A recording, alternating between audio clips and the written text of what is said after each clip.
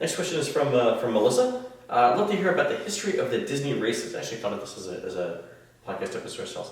When did Run Disney start? How were things handled prior to its creation? And what does the future of the organization look like? So it's a great topic. So how did Disney get in the running business anyway? We were, again, talking about this earlier. It's just the notion of when you look at, 52 weeks out of the year and you're trying to fill these.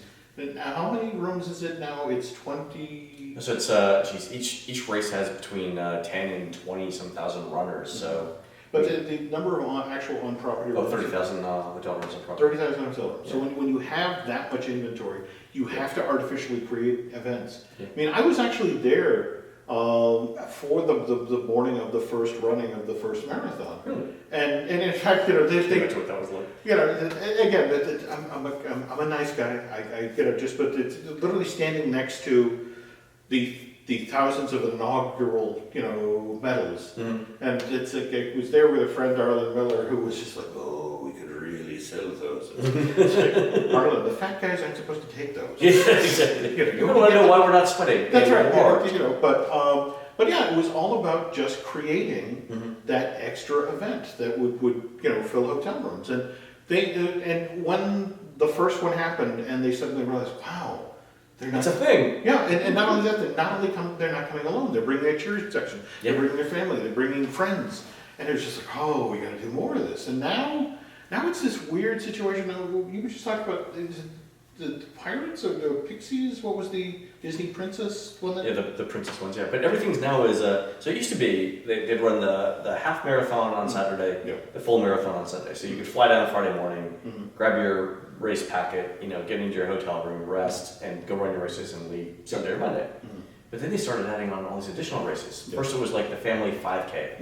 Now there's a 10K. So really, it's if you want to do all the races, you fly in on Wednesday, you run Thursday, Friday, Saturday, Sunday. Well, you're not going to fly home Sunday evening because that's just deep vein thrombosis waiting to happen, right?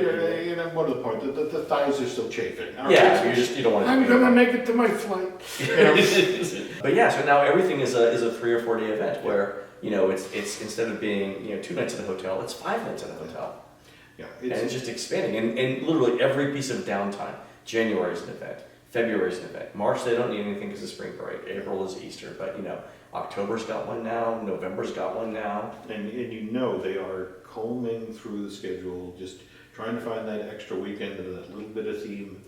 And California is also getting quite serious into it. California's got the half. They started doing the coast to coast medals where they want the people who run one race, and they had that collector gene because they're Disney fans. Oh yeah. To get the extra medal, and the medals are becoming more elaborate. I've heard talk of a race in Paris, a marathon. There is quite serious talk. I heard it was at midnight too, because of I guess traffic problems. Yeah, but at the same time, it's just because all you want is a bunch of disoriented tourists running around Paris at midnight. That makes complete sense. Not only Paris, the suburbs. Yeah, that makes complete sense to me. Well, right now that resort is obviously in some financial issues, and once that stabilizes and they decide who's actually going to pay the bills, yes, that is something they're seriously talking about. I would totally do that race. So. Yeah, I think that'd be a lot of fun. Yep. Great question.